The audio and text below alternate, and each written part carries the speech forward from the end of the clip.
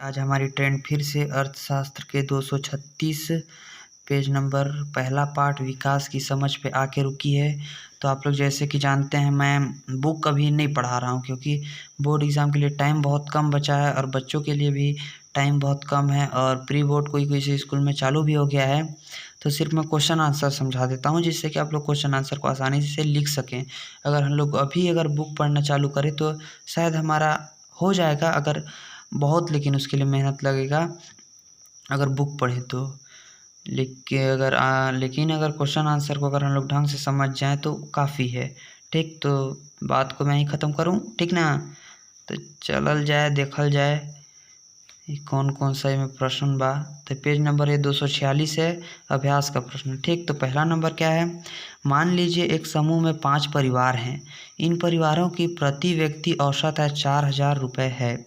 यदि अगले 2 वर्षों में इन परिवारों की प्रति व्यक्ति औसत आय 5,000 हो जाती है तो हम कह सकते हैं कि समूह का स्तर घटा। अब ये बताओ, यहाँ 4,000 है, यहाँ 5,000 हो गया, तो इसको घटेला हम कहेंगे? ये कैसे होगा? ये नहीं होगा। दूसरा सलाह ही गलत यहाँ पर दे दिया है पहला। एक ब नंबर का है, सभी व्यक्तियों की आय निश्चित रूप से बढ़ी। यहाँ व्यक्ति की बात नहीं है, यहाँ प्रति व्यक्ति की बात है।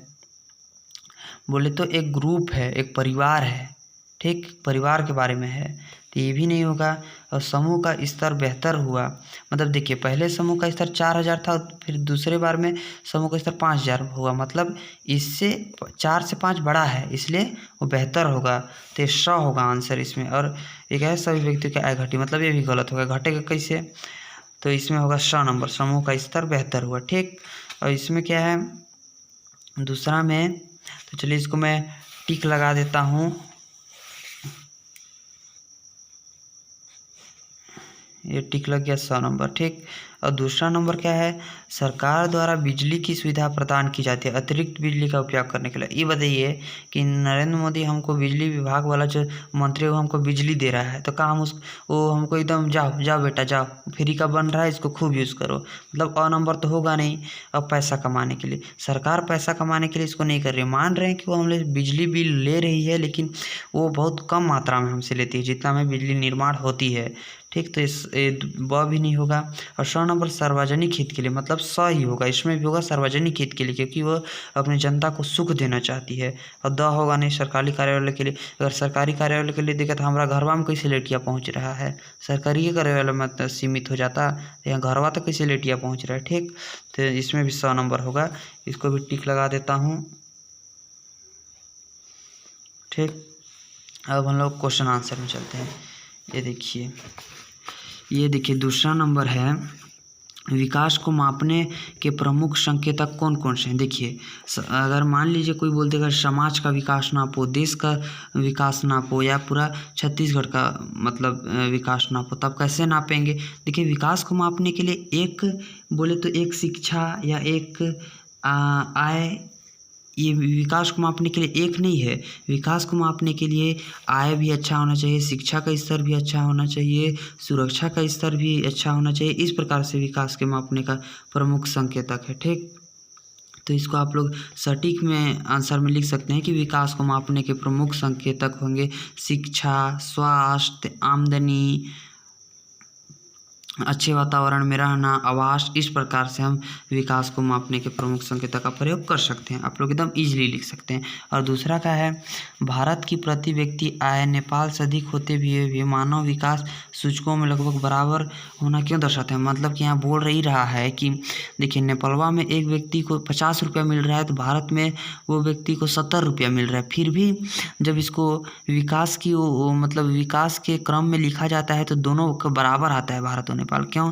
क्योंकि अभी आप लोग को मैं बताया कि विकास में एक प्रकार या शिक्षा या पैसा से नहीं मापा जाता, उसमें विभिन्न प्रकार को देखा जाता है। जैसे कि यहाँ समाजीय स्तर कैसा है, पढ़ाई कैसे, मतलब शिक्षा स्तर ये कैसा है, और सार्वजनिक स्थल इसमें कितने हैं, मतलब इस टाइप से नापा जाता है। ये नहीं कि यहाँ बस पैसा मिल रहा है तो हाँ भाई हमको हमारे मजदूर के यहाँ इतना पैसा मिल रहा है तो हम आगे होंगे, ऐसा बात यहाँ नहीं है। ठीक, तो इस प्रकार से इसमें हम लोग एकदम आसानी से लिख सकते हैं कि भारत की प्रतिक्रिया आय नेपाल से अधिक होते हुए मानव विकास सूचकों में लगभग बराबर दर्शाता है, क्योंकि जो विकास है उसके मतलब विकास में आय को नहीं दर्शाया जाता, उसमें शिक्षा भी होना चाहिए, स्वास्थ्य भी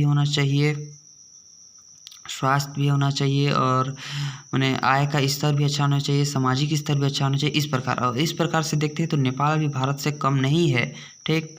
तो दूसरा भी और ये देखिए भारत को कैसे विकसित किया जाए, एक लिख लें, मतलब ये तो एकदम कॉमन है, जो 10वीं का छात्र है वो इसको लिख सकते हैं। भारत को कैसे विकसित, देखिए भारत को विकसित अगर हम लोग सोच देंगे सरकार करेगी तो ये असंभव है। इस भारत को विकसित करने के लिए सरकार के साथ हमको भी उसके साथ जागरूक होना पड़ेगा, सरकार को साथ देना होगा। इस प्रकार से भारत को विकसित मतलब मैं इसको शॉर्ट फॉर्म में समझा दे रहा हूँ कैसे आप टॉपिक लिख सकते हैं और इससे फिर आप लिख सकते हैं। तो ये एकदम ईजी है, भारत को कैसे विकसित किया जाता है तो इसको आप खुद से लिख सकते हैं, ठीक। तो ये क्या है, अब 5वां नंबर है, आपके क्षेत्र में क्रियान्वित की जा रही विकास परियोजना में क्या संभावनाएं दिखती है, क्या कोई विरोधाभास दिखाई देता है, संक्षिप्त में समझाइए। मतलब ये देखिए अगर आपके क्षेत्र में किसी प्रकार का कार्य हो रहा है, कार्य उद्योग खुल रहा है, तो ये सभी उद्योगपति एक ही बात बोलते हैं कि यहाँ हम उद्योग मतलब यहाँ उद्योग खुल जाएगा, यहाँ के नागरिकों को अच्छा मजदूरी मिले, मतलब बोले तो वहाँ के मजदूरों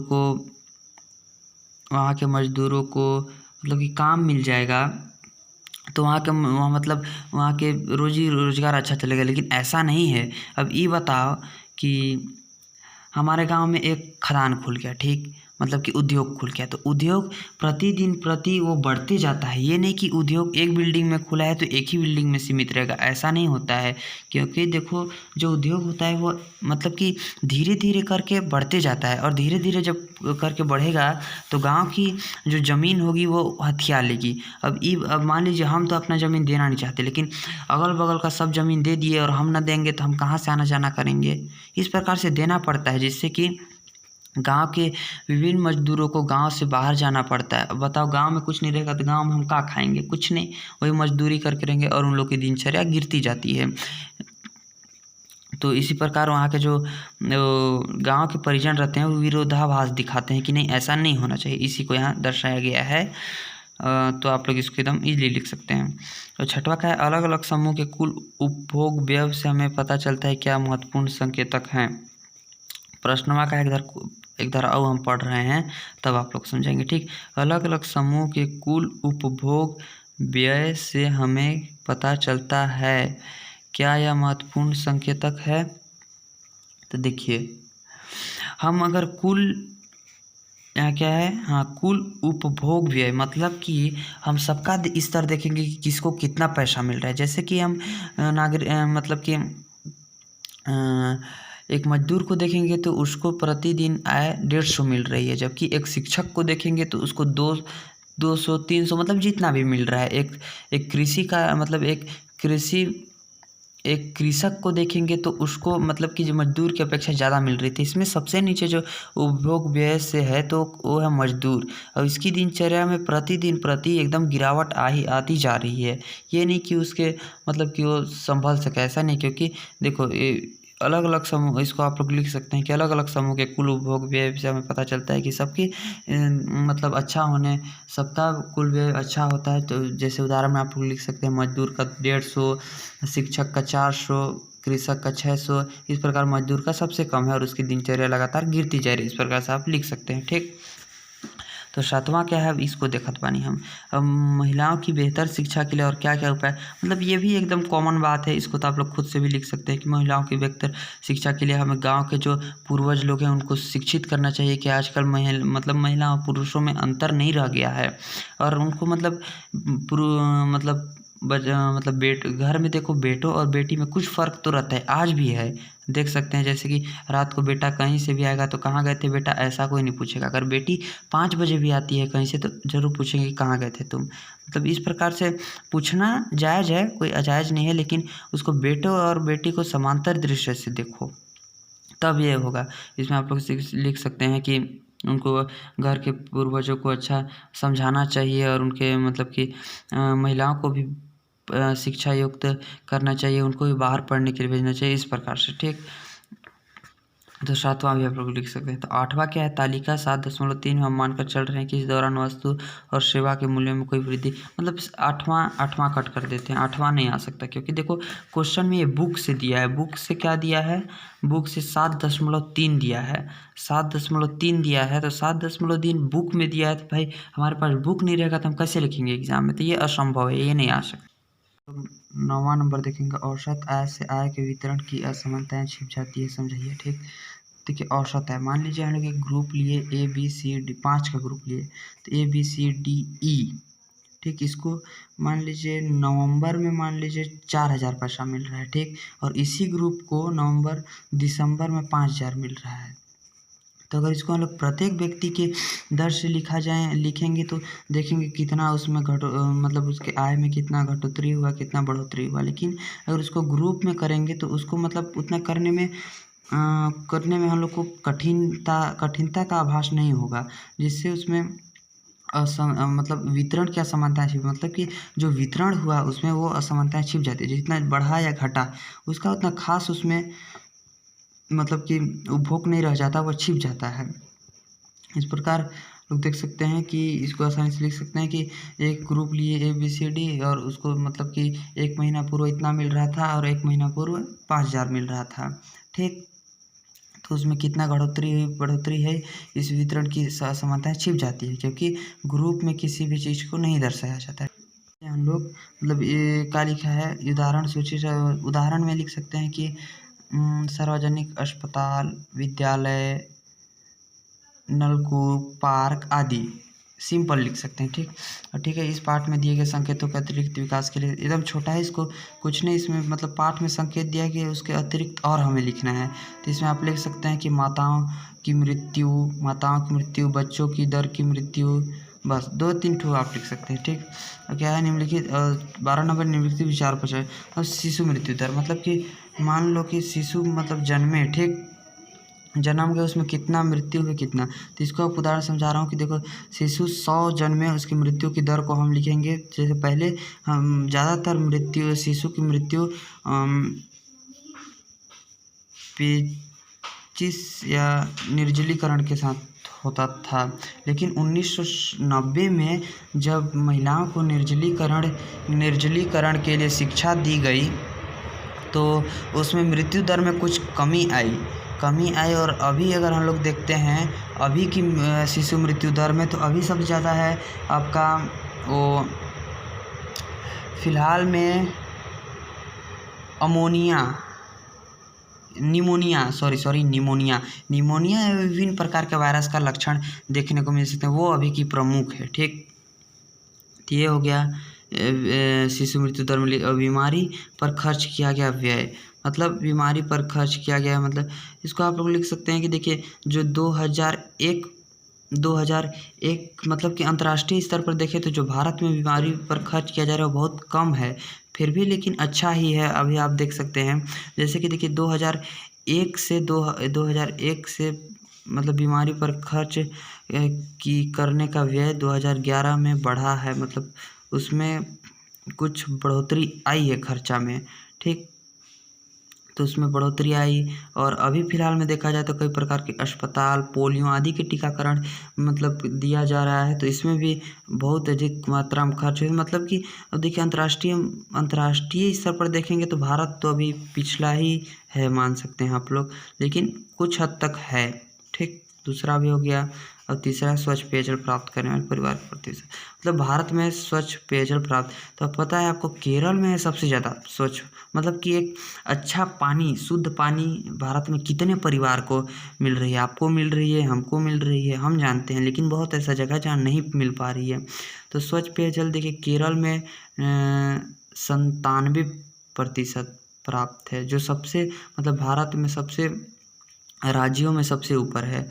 और वहीं बिहार में 37% है, 37% सबसे कम परिवार को शुद्ध जल मिल रही है। और छत्तीसगढ़ में हम लोग अपना देखें तो यहाँ 85% परिवारों को शुद्ध जल मिल रही है, शुद्ध जल मिल रही है। अगर हम लोग अगर पूछ दिया कि पूरे भारत में कितने मतलब कितने परिवार के कितने प्रतिशत आदमियों को शुद्ध जल मिल रही है, तो आप पूरा भारत का होगा 25%, क्योंकि 85%, क्योंकि पूरे भारत में लोगों को 85% परिवारों को शुद्ध जल मिल रही है।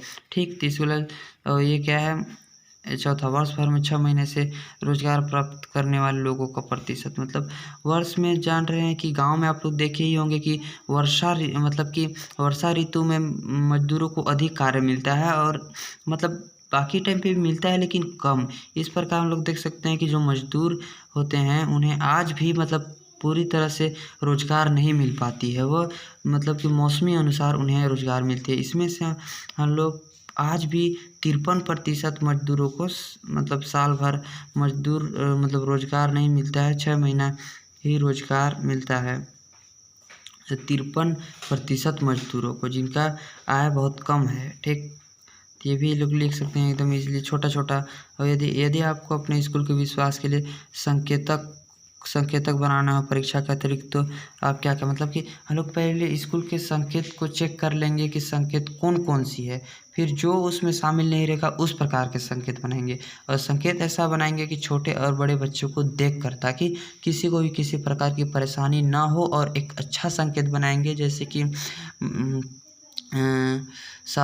मतलब कि स्वच्छता का और किसी भी चीज़ का लॉस ऑफ फाउंड, जैसे कि किसी भी चीज़ का अगर स्कूल के अंदर गुम हो जाता है तो उसको देने का, इस प्रकार से। ठीक, तो आज के लिए मैं आप लोग को इतना ही है क्वेश्चन आंसर, तो आगे तो मैं अपने से नहीं बता सकता। तो थैंक यू, और मेरे चैनल को लाइक, सब्सक्राइब और शेयर करें ताकि आपके दोस्तों को भी ऐसी वीडियो मिलती रहे। तो थैंक यू। और यार पता है आपका वीडियो बनाते बनाते मेरा हाथ इतना दर्द देता है कि बोलो ही मत। तो ठीक है, थैंक यू। और मेरे चैनल को हो सके जल्दी जल्दी मतलब लाइक सब्सक्राइब बढ़वाओ यार, ताकि मैं और अच्छे से वीडियो बनाऊं। ठीक है, तो थैंक यू दोस्त।